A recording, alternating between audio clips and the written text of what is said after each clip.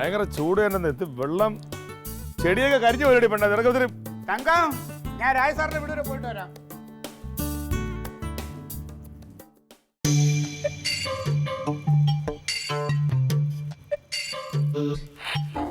എന്തോന്നടാ ഇത്? എന്തോന്നടാ ഈ കാണിച്ചേക്കണേ? ചെരുപ്പല്ലേ ഇത്?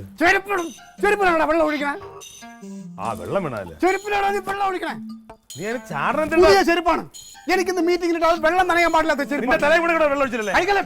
നീ തോന്നിയാസം കാണിക്കരുത്. നിന്നോട് ഇന്നാണ് ഞാൻ പറഞ്ഞു ഈ ചെടിയും പുല്ലെല്ലാം എടുത്ത് ഇവിടെ മാറ്റി വെക്കണം. നീ വെറുതെ പ്രഷർ കൂട്ടല്ലേ? വെള്ളം ഇവിടെ ഒഴിക്കരുത്. എന്റെ മുറ്റത്ത് വെള്ളം വീഴരുത്. കനക ചെടി എടുത്ത് മാറ്റി വെച്ചില്ലെങ്കിൽ അവിടെ ഇവിടെ കൊണ്ട് ഒഴിക്കണം. ഞാൻ ചെടി എടുത്ത് ഇങ്ങോട്ട് കൊണ്ട് മാറ്റി വെച്ചിട്ട് ഈ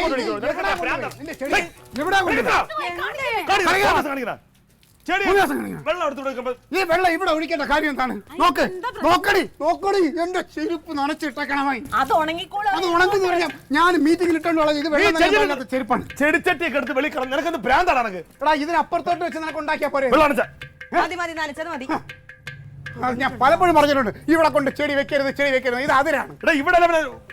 ഇതിനപ്പുറത്തോട്ട് വേണം വെച്ചിട്ട് നീ അവിടെ അങ്ങോട്ട് എല്ലാ ദിവസവും ചെടി നനയ്ക്കണം. അവൻ ചെടി നനയ്ക്കണം. എന്റെ ചെരുപ്പ് നനയ്ക്കാൻ അവനോട് ആര് പറഞ്ഞു? അറിയാതെ അല്ല, ഇവൻ മനഃപൂർവ്വം ചെയ്തതാണ്. അമ്മ ഈ വെയിലത്ത് ഈ ചെടിക്ക് വെള്ളം ഒഴിക്കണ്ടേ? അവനോ അവളോ ഒഴിക്കൂല. ഞാനത് ഒഴിച്ചു. ഒഴിച്ചപ്പോ അപ്പുറത്തേക്ക് വെള്ളം. പുതിയ ചെരുപ്പാണ് ഇത്. വെള്ളം നനഞ്ഞുകൂടാത്ത ചെരുപ്പിൽ അവൻ വെള്ളം ഒഴിച്ചേക്കണം. എടാ നീ പലപ്പോഴും ചെരുപ്പ് കഴുകി വെക്കുന്ന ഞാൻ കണ്ടിട്ടുണ്ടല്ലോ. അത് കഴുകാൻ പറ്റുന്ന ചെരുപ്പ് ഇത് അങ്ങനത്തെ അല്ല. ഇതിന് വെള്ളം നനച്ച ഇത് ആകെ ഞാൻ ചാടൂടാ.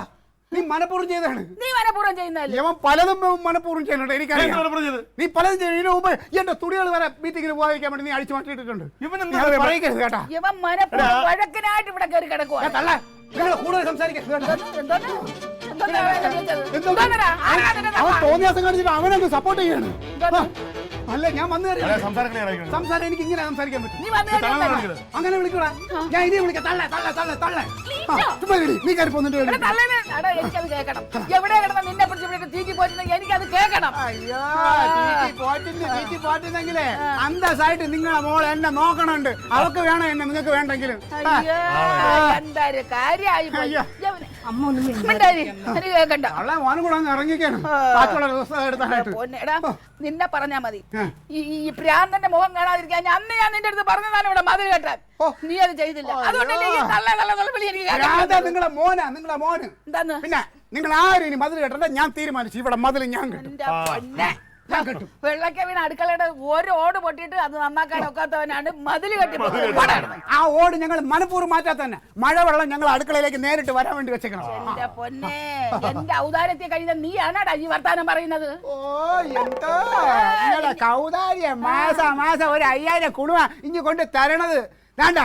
തീർന്ന് ഇനി മേലാൽ 5000 ഉണുവാൻ കൊണ്ടുവന്ന് എന്റെ ഔദാര്യം എന്ന് പറഞ്ഞ് ഇവിടെ കൊണ്ട് വന്നാണ്ടല്ലോ ഞാൻ വലിച്ച് ദൂരെ എറിയും. അയ്യോ കൊണ്ടുവരുന്നില്ല.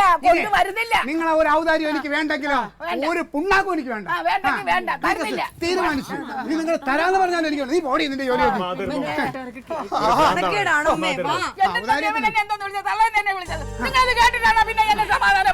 ഭാര്യ വീട്ടിൽ കിടക്കണം പറഞ്ഞ പിന്നെ എല്ലാവരും കൂടെ അങ്ങ് തലേ കയറാണ്. മിണ്ടണ്ടെന്ന് വെച്ചാലേ എത്രയെന്ന് പറയുമ്പോഴായിരിക്കും. അവൻ എന്നെ തള്ളേന്ന് വിളിച്ച് എല്ലാരും കേൾക്കാൻ വേണ്ടി പറയുക. മേലാൽ അവന്റെ മുഖം എനിക്ക് കാണാൻ പാടില്ല. എന്റെ കണ്ണു മുമ്പ് വന്നു പോകരുത്. എനിക്കറിയാം ഇതിനെന്താണ് വേണ്ടതെന്ന്. ഞാൻ മരിച്ചാൽ എന്റെ ശവം പോലും അവരെ കാണിക്കരുത്. എനിക്കറിയാം. നീ അതെല്ലാം പറയിപ്പിച്ചത്. ഇതെന്ത് വേണമെന്ന് എനിക്കറിയാം.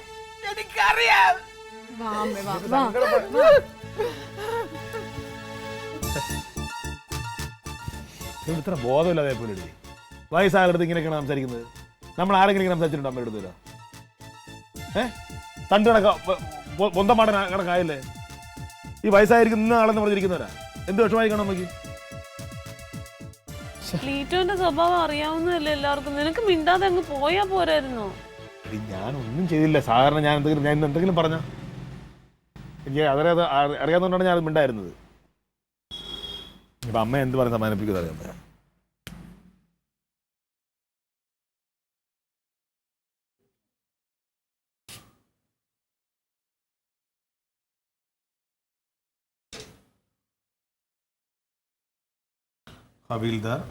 ഹവീൽദാർ വീരഭദ്രൻ നായരുടെ ഭാര്യ രത്നമ്മ. അമ്മേ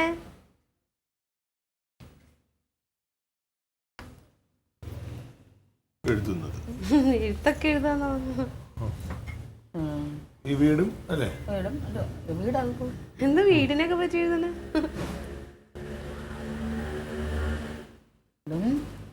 മറ്റു സ്ഥാപന അല്ലേ? ഞാൻ എഴുതി തരാം.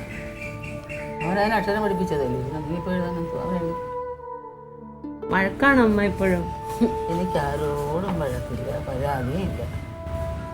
എന്താടാ എഴുത്തൊക്കെ എഴുതണേ? വായിക്കാത്ത എന്ത് കോഴിക്കോട്ടെ ഇരിക്കുക? ഓ ഇരിക്കുന്നു. എന്താ അല്ലെങ്കിലും ക്ലീറ്റോ കാണിച്ചത് ഭയങ്കര വൃത്തികേടാ, എനിക്കറിയാതെ. ക്ലീറ്റോ വരട്ടെ, ഞാൻ ചോദിക്കുന്നുണ്ട്. അമ്മേനെ അങ്ങനെയൊന്നും പറയാൻ പാടില്ല അല്ലേടാ.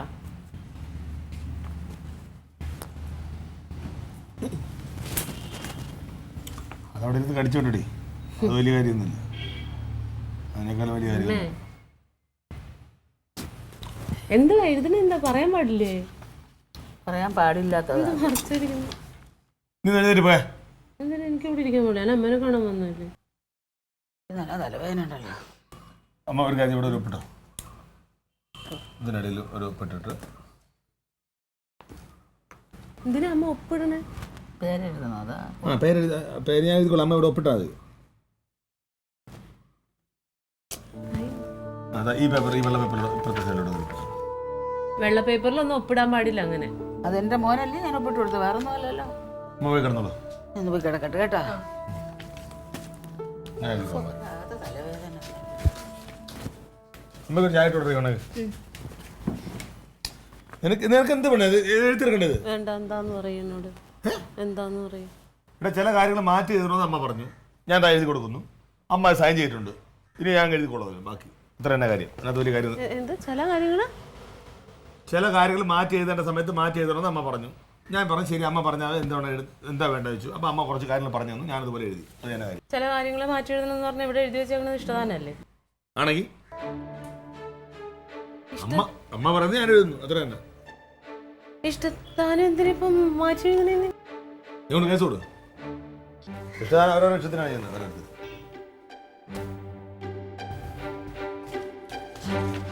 ഇത് എഴുതാനും സമ്മതിക്കില്ല.